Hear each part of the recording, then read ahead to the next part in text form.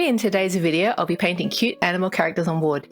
In my last video, I unboxed a mystery art haul from YouTube's Aussie Crafter, which included a Cute Chibi Animal book. I didn't use that book in that project, but many of you asked about it, so today we're diving into that. If you haven't checked out that video yet, I will leave a link in the description. I've got my acrylic paint, markers, some wood slices, and a gesso canvas ready to go.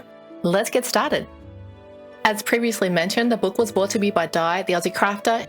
She knew that I wanted to create cute things, and what isn't cuter than chibi animals? They are so gorgeous, and don't you just wish chibi animal versions would come to life? Yeah, a lion is a real animal, but the chibi version is so cute and cuddly. I'm going to start by priming both sides of the wood. As I just showed you a previous wood slice, I didn't do this and it cracked. You have to prime both sides.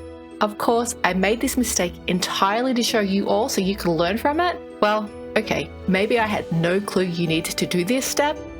I know now what to do, and hopefully this will prevent the moisture getting in and causing that to happen again.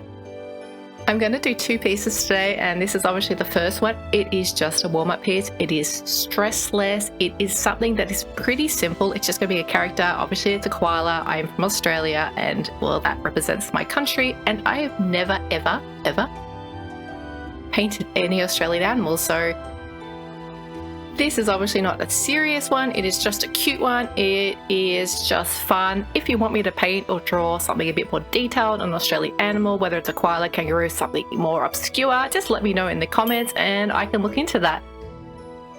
With the characters that I'm going to be doing today, I'm sticking pretty closely to the references in the book because, well, that's what it's there for. It is a reference book. I am not experienced enough in creating chibi characters to kind of manipulate them too much, so I'm just going to really stick to what's there and just create some scenes from those references and really enjoy the process. This little guy I'm going to call Luke. He lives in that tree. The tree is everything to him. Eucalyptus trees are the life source of a koala. They live in those trees. It protects them. They also eat the trees as their food source. Everything they do is in the trees, so I wanted to do a tree creature because I am also painting on the wood slice, so I kind of love using wood slices and painting something that relates to them, and I think a koala fits that so perfectly. Just finishing up this piece, and I have to say that it was so hard on this piece and on the other piece when I had to erase my sketch. The wood makes it so hard to get rid of the actual graphite, so he was a little bit too left aligned. That's why I added the tree, but it makes sense for him. And I kind of like how it looks, and I actually like that I added a little bit of texture to the wood, and I really enjoyed it. Now on to the main piece. This is going to have a lot of different characters. It is a birthday party. It is Larry's birthday party. He's the lion. You might notice that some of the characters will have party hats on. Larry, he does not have a hat on. Look at his mane. Would you cover that up in a hat? No way. He is way too cool for that. He is 4 years old, and he's just got all of his friends out for his birthday party, and he's just having a great old time, a picnic by the water. I went with pretty traditional colors for him. I love the brightness of the oranges and yellows. They look so good. I do move away from traditional colors for the other animals because it wasn't always, well, I didn't want to have all the animals to be either grey or they're going to be the same colors. Like a giraffe's going to be similar colors to him. I also really hated that brown outline. I made a mistake there, and I do cover it up, but I was trying things. I kind of wanted to see if an earthy tone outline would be better for him because he is kind of those yellows and those oranges, but I end up going with a uniform black later on. My theory is always the same. I say this in pretty much every video. Don't be afraid to try things. Doesn't matter if you make a mistake. It is paint, and you can generally paint over most things, most mistakes. You may as well go with something and go, yeah, I don't like that, and just do it again. You know, it doesn't take long to fix it. Seriously, for this one, it only took 2 minutes. You just fix it. It doesn't matter. I'd rather do something that I like and I'd rather enjoy it. Now, onto the second character. This is a beaver. Her name is Lisa. And she is pink again. So I told you I wasn't going to go down traditional colors because it kind of gets a bit boring. I want this to be bright and vibrant, and I don't need it to be realistic because all these characters are basically the same size, and that is not happening in real life. Anyway, she is eating a donut, or she's about to eat this donut. I was really proud of this donut. It's so weird because it's just a donut. It's not that exciting, but I actually really like how it came out. And now we're on to the whale. This is Lenny. I want you people to just don't panic. Lenny is a whale and he's on the beach. He's not beached. He is fine. Don't call Peter. He is going to be okay. He can swim backwards. He can swim back to the sea at any time.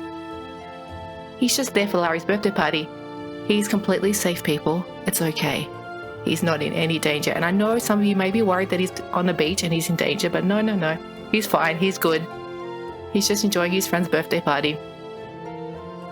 And he's kind of magical anyway because he's kind of on top of the water. He's not actually in the water, but you know, this is a magical world where lions have birthday parties on picnic rugs, so it is what it is. Now we're on to the rhino, and can you guess his name? What do you think it's going to be? We already had Luke the koala, we've had Larry, Lisa, and Lenny. What is his name? Well, of course, you guessed it, it's Fred. Wait, did you think I was going to say an owl name? Did I ever say there was a rule about an owl name? I did not. You decided that was what you thought. I never made any rules. He's Fred. I can't change his name. That's what his name is.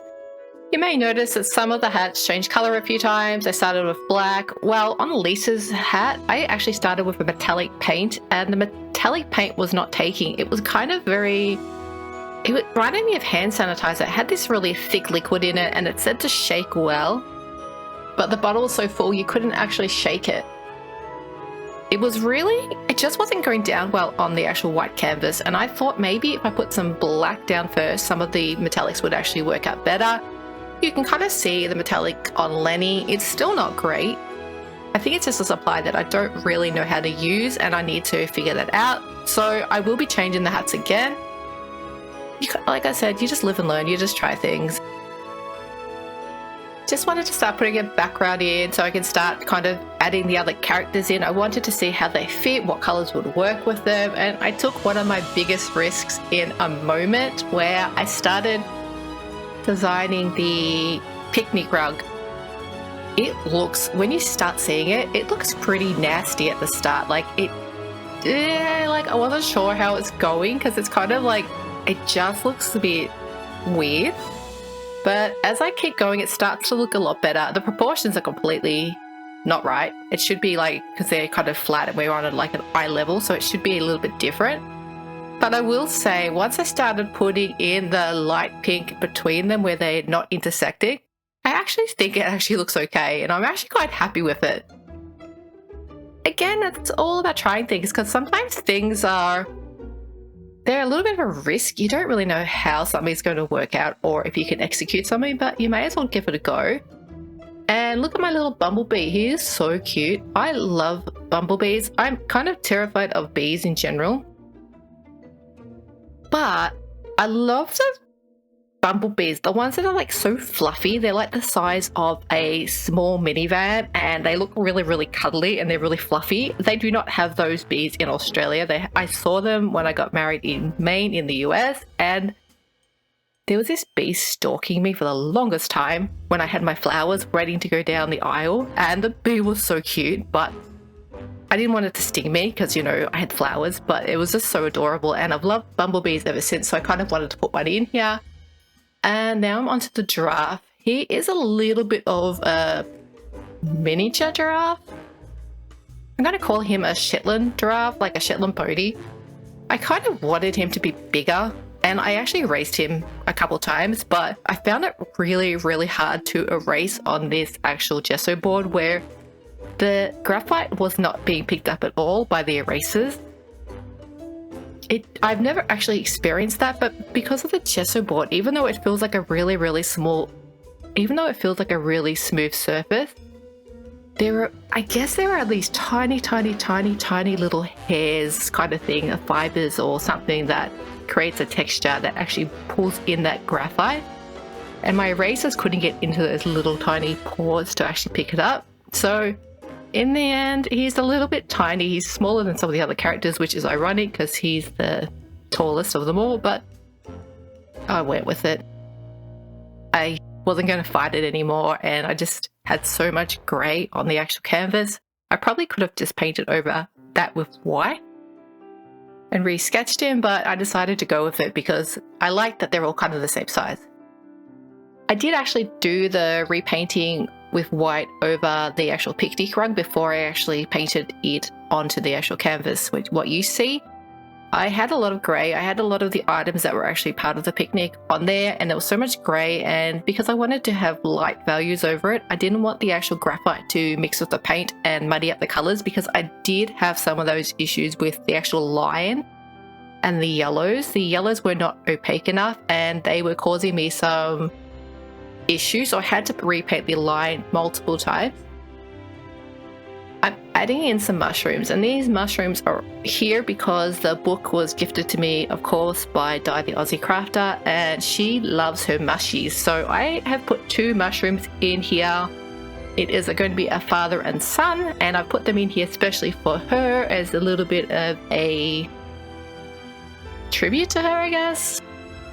I've kind of done some cutesy art before, but it's usually a single subject. Even my previous video, my candy shop bag, it's just a storefront, so it does have little elements of different things on it, but it's still a single scene. I've done single animals before, but this is like the first time where there are multiple subjects. Like, there's a lot of subjects. I went really overboard. I put as many characters in as I could. I kind of wanted to put more in, but it would have just got way more crowded than it already is. It already is pretty crowded. But I kind of enjoy trying to bring a scene together because I never do that. If I have a character, like if I do a lot of portraits or cute animals, I don't generally put in their background. I don't really create a story. So this for me is a little bit of a new direction. It's something that I want to get better at. It's something that has probably terrified me for a long time. It's not perfect. As I talked about before, the proportions are not really great with the rug. The characters are all various sizes and all that, but that's okay because I didn't really care about that. I wanted it to be very cutesy. I don't necessarily want this to look realistic. I just wanted to create like a little bit of a children's book kind of illustration kind of feel. You tell me if I've achieved that. It's all just about being bright, having lots of color, and really practicing the chibi stuff. Like, if someone's going to give me the chibi book, I want their money, their value I want them to see that I'm actually using it. And I think you can all agree that I've done a lot of characters from here. Some of the stuff is not from the book. Some of these smaller characters, like the butterfly, is not from there. You tell me, what challenges you in art? What kind of things terrifies you that you want to try that you haven't? I want to do more full subjects. Like, I'd like to be able to do proper characters. When I say proper, I mean like more realistic characters, and do full-on rooms or buildings or wherever they are and actually draw that. I'm always just really interested in learning as much as I can and trying different things. Now it's time for the reveals. What do you think? Do you think these pieces turned out well? Do you think I could have done better with either one of the pieces? I really do love the color and vibrancy of the main piece. I wish the koala one had a little bit more vibrancy, but it's very much I went with realistic colors, so if I had made him a little bit brighter, it would have probably been different. But I love, love, love my picnic birthday scene, celebrating Larry at his 4th birthday. I think it's really, really cute. If you enjoyed this content, don't forget to hit the like button and to subscribe to my channel for more content like this, and I will see you next time. Bye!